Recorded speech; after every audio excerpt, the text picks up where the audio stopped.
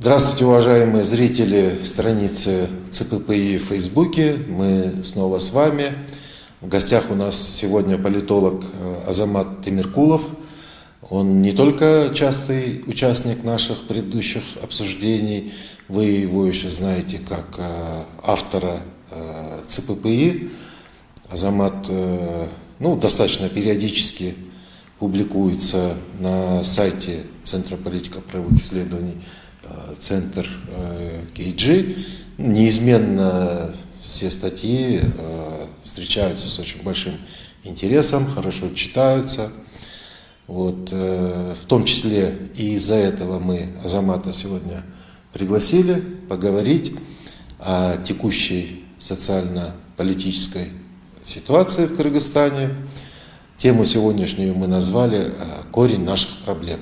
Вы прекрасно понимаете, чем продиктован выбор такого названия. Вчера мы все были в шоке, конечно, от свалившейся на нас информации о том, что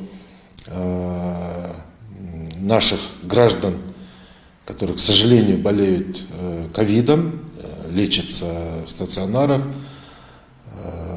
их отпаивают какой-то непонятной зельем, можно сказать. Конечно, можно вообще сейчас век социальных сетей, всеобщей интернетизации, расцвета разнообразных социальных сетей, то самое стремление простого народа посмеяться, на все посмотреть с точки зрения юмора, пусть даже горького, да, но юмор спасает. Наши пользователи кыргызского сегмента Твиттера, Фейсбука, буквально вчера я с таким удовольствием смотрел за мемами, которые сочинялись вслед пресс-конференции нашего министра здравоохранения, да, на минуточку министра, узнали его с новой стороны. И, конечно, это послужило просто дополнительным импульсом, вообще, да, к рефлексии, к переосмыслению нашей обстановки, как мы живем, с чем мы живем. Сюда накладывается много факторов социально-экономических. Например, вчера тоже вечером вышли врачи, хотя мы все прекрасно знаем, что наши врачи живут тяжело, трудно. Государство всячески делает вид, что не замечает их проблем, особенно с их материальным положением. Инфляция. Пока, к счастью, не галопирующая, но очень чувствительная для населения, которое и так мало зарабатывает, очень большой процент населения, которое официально признается за чертой бедности или входит просто в категорию бедных. Тем более, что весь прошлый год все сидели дома, лишились источников заработков. Абсолютно непозволительные вещи происходят в плане соблюдения прав граждан. Свидетельством этому был четверговский митинг у МВД, когда, вопреки всему нашему законодательству, людей, которые вышли с требованием к министру внутренних дел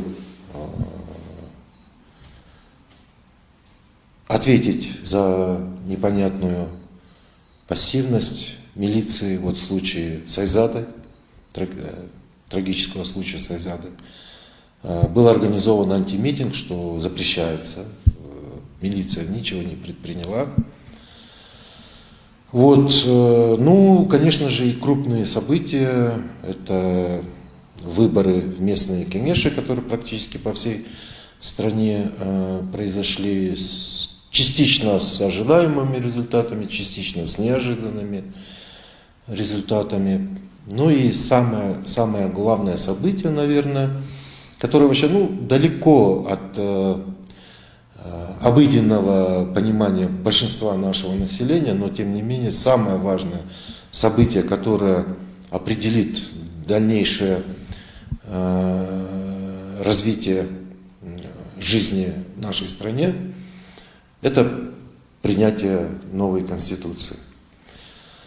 Азамат, вот не знаю, делайте, что хотите, я на вас сразу такой ворох проблем вывалил, вот, я не знаю, пожалуйста, у вас карт-бланш, как-то выберите из всего этого то, что считаете самым важным, или то, о чем именно вы в первую очередь хотели бы сказать. А может быть, все это систематизируете, и вот именно, что мы все ждем от политологов, вот именно систематизируйте все эти вещи, разложите их по полочкам, и чтобы в конце концов вот картина вот эта хаотичная, по крайней мере, приобрела какую-то стройность и внутреннюю логику. А самое главное, помогло бы нашим зрителям сформировать у себя какую-то цельную картину и ответ на то, что, собственно говоря, может ожидать нас завтра. То есть, что в этом котле сегодняшнем, помимо того котла, в котором варят то самое зелье, да, в нашем национальном котле, что варится и что мы получим завтра, что под этой крышкой. Спасибо большое, Азамат. Добрый вечер, уважаемые зрители. Да, давайте попробуем систематизировать это и попробуем заглянуть в будущее. Насчет вчерашнего, как вы уже сказали, такого резонанса вокруг всем известного корня, я хотел бы сказать, что на самом деле, мы же все знаем, что в народе это практикуется. Это не что-то из ряда вон выходящее для нашего народа. Да, у нас есть такие традиции, и это не единственный корень, не единственное растение, которое применяют наши знахари, наши лекари. Но ведь дело здесь, речь идет о знахарях, о лекарях. И это именно их сфера деятельности, но когда этим занимаются... Это всегда личный выбор. Конечно, это всегда личный выбор людей, у которых, наверное, уже больше нет шансов и нет надежды на традиционную медицину. Возможно, они прибегают к таким необычным приемам, но когда об этом в полный голос официально заявляют власти страны, без научной обоснованной базы, без какого-то юридического основания для этого, не подготовив никаких юридических документов, то это, конечно, вызывает либо отчаяние, либо смех. Это как раз-таки то, что мы видели вчера. О чем это говорит? Это говорит о том, что тех людей, которых мы сейчас видим в государственном управлении, мы можем сказать, что они очень низкой квалификации. И это, на мой взгляд, уже ни для кого не секрет. Многих из них нет опыта работы в госуправлении. И вот как раз-таки такие казусы, они говорят об отсутствии опыта работы в госуправлении и о низком профессионализме. К сожалению, к большому, к нашему сожалению. Вот. Я думаю, что мы это наблюдаем не только в сфере медицины, да, и не только вот вчерашний случай этому доказательства, но, к сожалению, мы это видим и в других сферах нашей жизни, и в экономике, и в так называемых реформах госуправления, и во внешней политике. Поэтому в чем корень всех этих проблем? Корень всех этих проблем как раз-таки в кадрах. Кадры, которые нам обещали, что будут новые лица с высоким уровнем образования, с высокими профессиональными какими-то достижениями. Но, к сожалению, мы видим опять все те же лица, ничем не сменилась обстановка, в кадровой службе. Все те же лица сидят в системе государственного управления, и на выборах 11 апреля мы опять же видим, что не только в системе исполнительной власти, но и местного самоуправления мы опять же видим все те же самые лица. Мы прекрасно знаем, как они управляют страной, мы прекрасно видели на протяжении 30 лет, какие у них интересы, что стоит, что их мотивирует идти во властные структуры. Нам тоже всем известно, что за этим стоит большой бизнес, что за этим стоят личные материальные интересы. И здесь налицо конфликт интересов. Если ты находишься в государственном институте, и при этом у тебя есть личная заинтересованность в каком-то бизнес-проекте, то здесь налицо конфликт интересов. Ну и понятно, какие интересы будут защищать эти лица. Будут ли они защищать интересы граждан, либо они будут защищать интересы своего собственного бизнеса. Кроме того, мы видим, что сейчас уже, да, всем стало понятно, что общество требует новых лиц, но мы видим, что теперь те властные некогда и сейчас, которые продолжают находиться у власти фигуры, они теперь продвигают уже своих детей, своих племянников. Мы видим новые лица, но чуть-чуть копнуть их биографию, и видно, что за ними стоят все те же старые, всем известные политические фигуры. Поэтому это какая-то оккупация, вот создалась некоторая своего рода каста, которая укрепила свои коррупционные связи брачными узами своих детей. У них все они между собой куда, баджа, экулята, экуляпа и так далее. И вот никак они не хотят дать бразды правления тем, кто, возможно, мог бы сделать что-то для всеобщего блага, не только для отдельной горстки тех, кто привык находиться у власти и получать из этого личные какие-то выгоды. Вот. Поэтому все беды вот отсюда. Все беды отсюда, и, на мой взгляд, те беды, с которыми сталкивалось предыдущее руководство страны, вернее, даже не предыдущее, а предыдущие руководители страны, они сталкивались именно из-за вот этой проблемы, из-за того, что одни и те же лица находятся во властных структурах, продвигают свои личные интересы, тем самым толкают страну к пропасти. Сейчас мы видим то же самое. Насчет Конституции. Конституцию нам обещали президентскую форму правления. Да, я считаю, что в Кыргызстане парламентская форма правления, к сожалению, неприемлема. Почему? Потому что для того, чтобы была нормальная функционирующая парламентская форма правления, необходимо наличие настоящих политических партий. К сожалению, опять же, к большому сожалению, за 30 лет в Кыргызстане не была сформирована ни одна настоящая политическая партия. Это все, опять же, группы интересов, во главе которой стоит какой-нибудь лидер бессменный, и они в общую кассу сбрасывают деньги и опять же стремятся во власть для того, чтобы там защищать свои личные интересы. Но нету настоящих политических партий, которые бы пустили бы корни глубоко в общество, которые бы произрастали где-то из каких-то слоев трудящихся, которые бы создали какие-то синдикаты, профсоюзы, и потом оттуда бы уже выросли политические партии. Мы ничего такого не видим. Ни идеологии, ни какой-то организованной структуры политической у этих партий нету. Поэтому, когда легитимность от населения, от граждан получает парламент, это парламентская форма правления, там легитимность получает от населения единственный только парламент.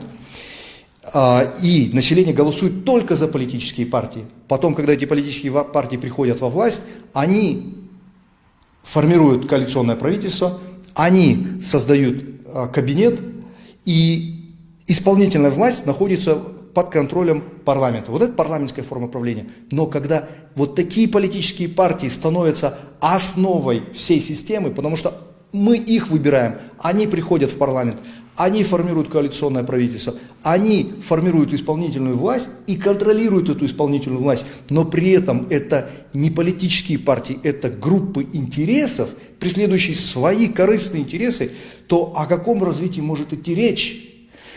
Поэтому я сторонник, конечно, президентской формы правления. Но что такое президентская форма правления? Президентская форма правления – это ни в коем случае не то, что нам подсовывают. Единоличное. Единоличное правление – это авторитаризм.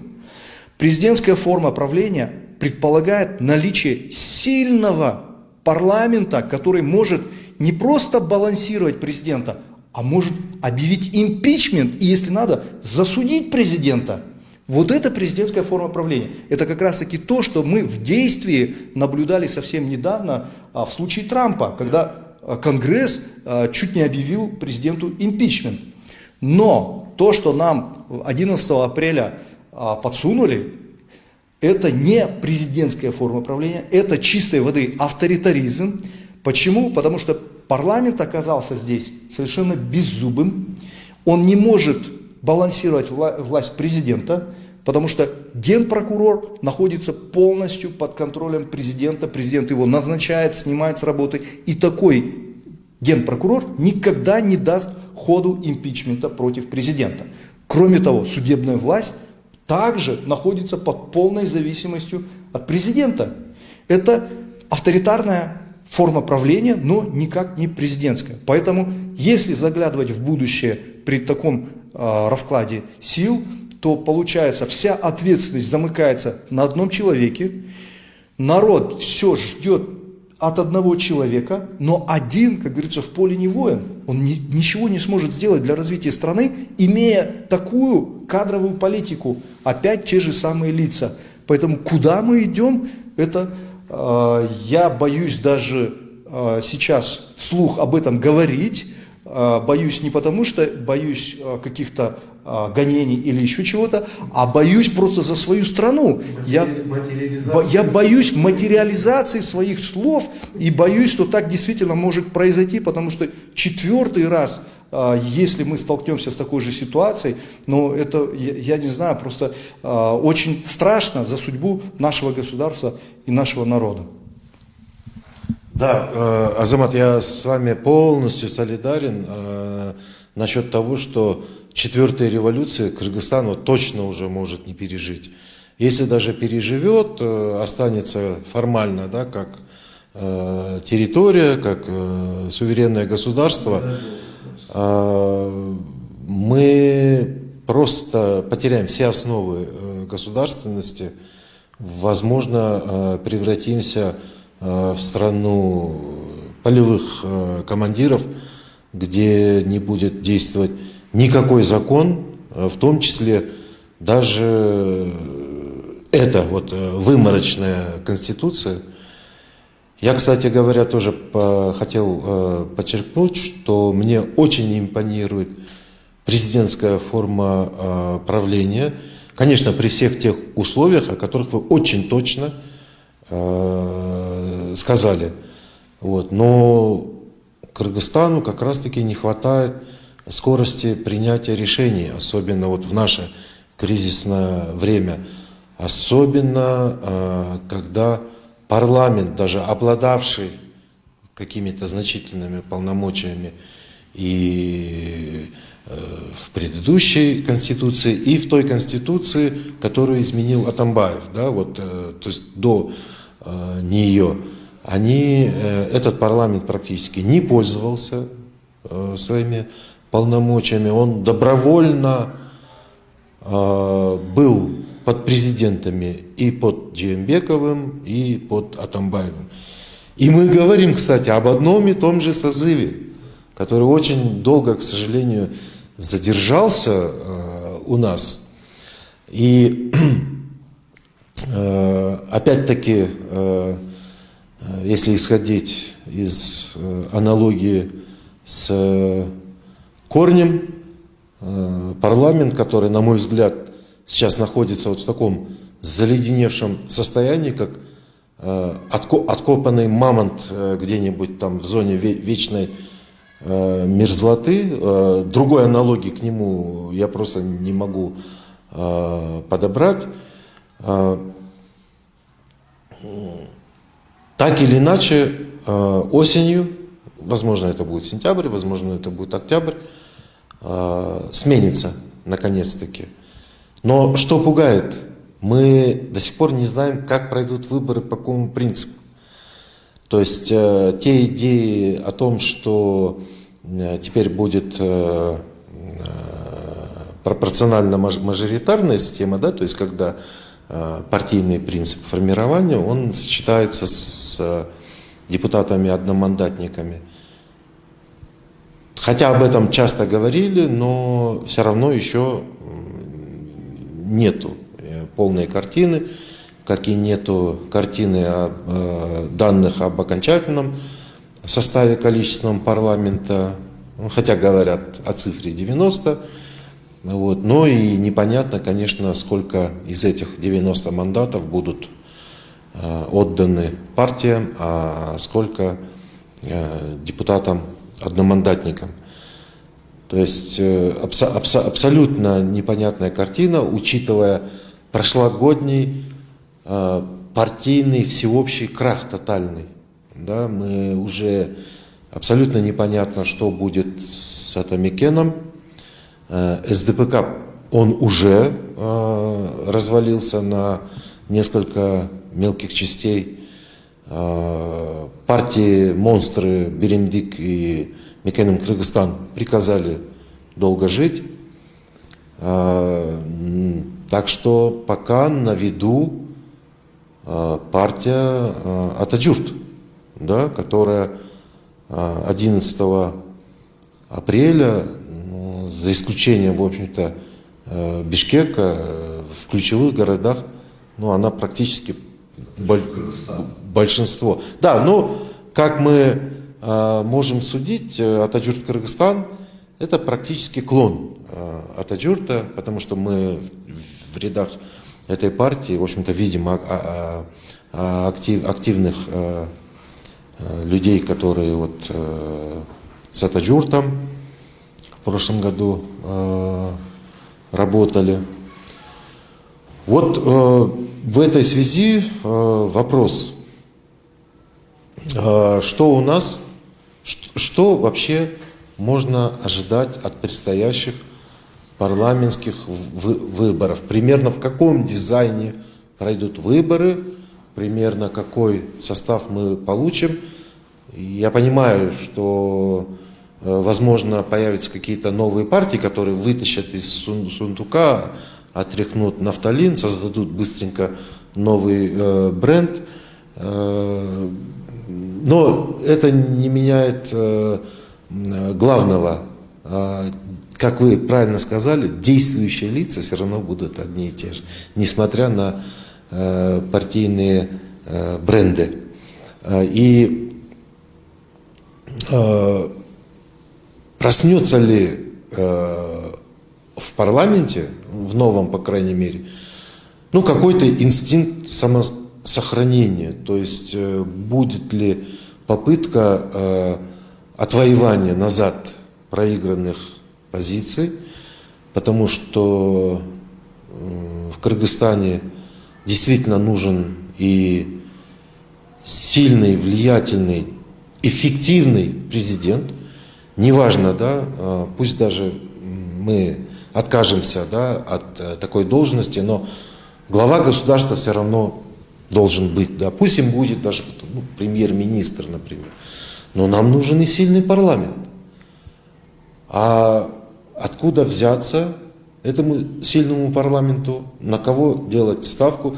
Вообще этот вопрос особенно интересно задать именно вам, как и ярому, и яркому антагонисту вот нынешней партийной системы. Вы даже писали очень много резонансных статей, где доказывали о том, что вот партии в таком виде, в каком они сейчас есть, они не нужны. Но, впрочем, я не буду спойлерить. Давайте вот расскажите об этом сами. Да, вы знаете, вот крах партийной системы в Кыргызстане, он налицо. то, что произошло 5 октября, это как раз таки вот один из эпизодов краха вот этой партийной системы. Вы правильно заметили, СДПК, одна из сильнейших, старейших партий, уже раздроблена, практически не существует. Атамекен ослаб по сравнению с тем, что он когда-то был. Республику туда же можно. Республика, Бирбол. Вот Бирбол по сравнению с 2015 годом на выборах 2020 они потеряли 50% своего электората. А Атамекен потерял 30% своего электората. И Бенегу прогресс тоже отсутствует на политической арене практически.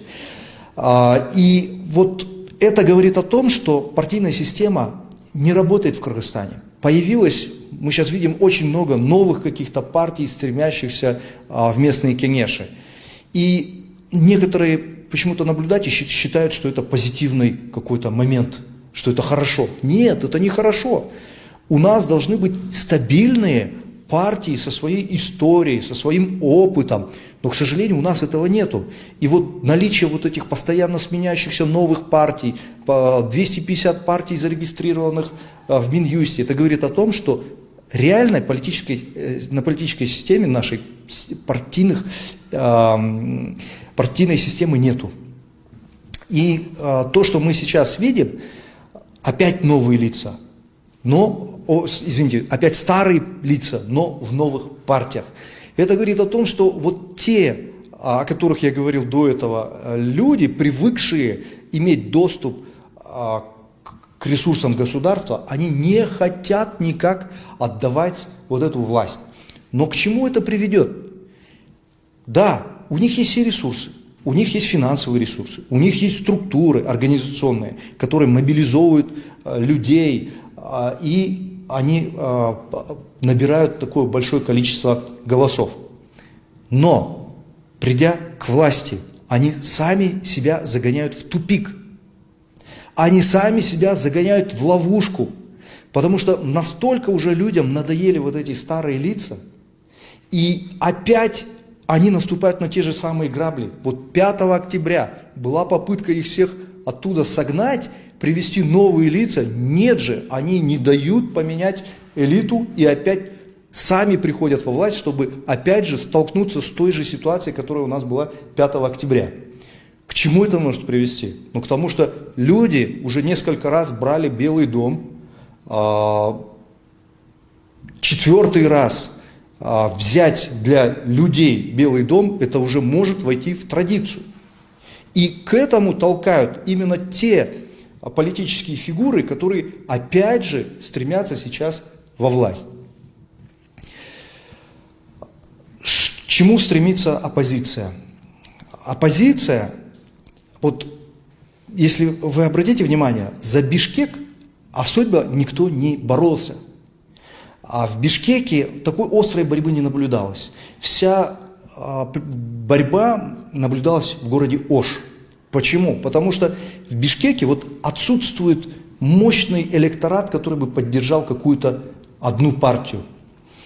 На юге, в Оше, это Бүтүн-Кыргызстан, Улуттар-Биримдиги, у них есть свой электорат.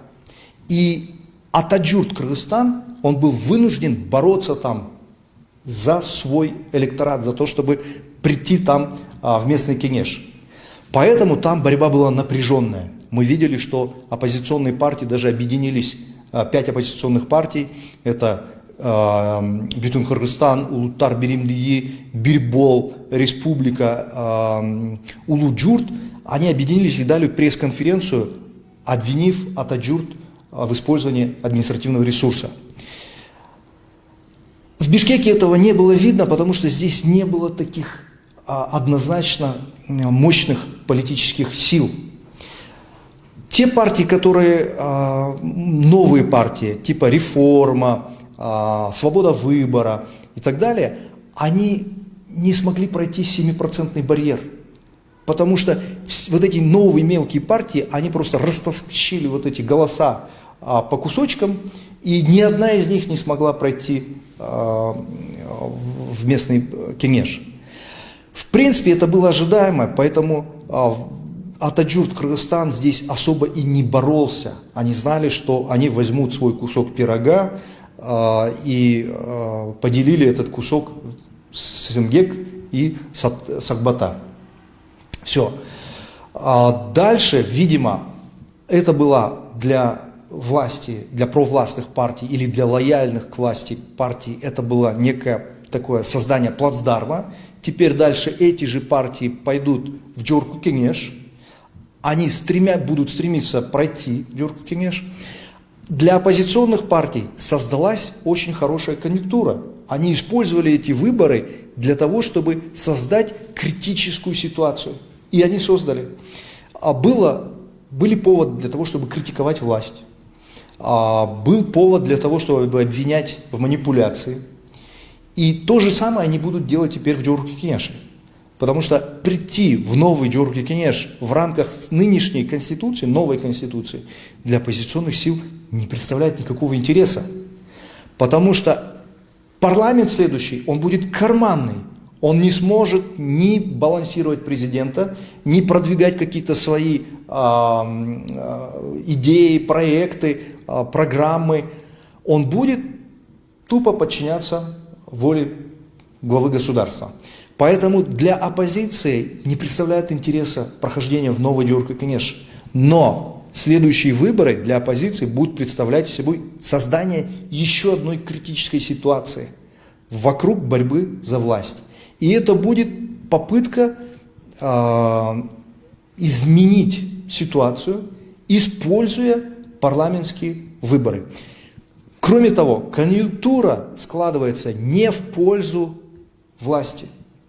Не только ситуация вокруг выборов складывается не в пользу власти, но и в целом экономическая ситуация, социальная ситуация в стране, международная политическая обстановка в регионе и в стране складывается не в пользу власти.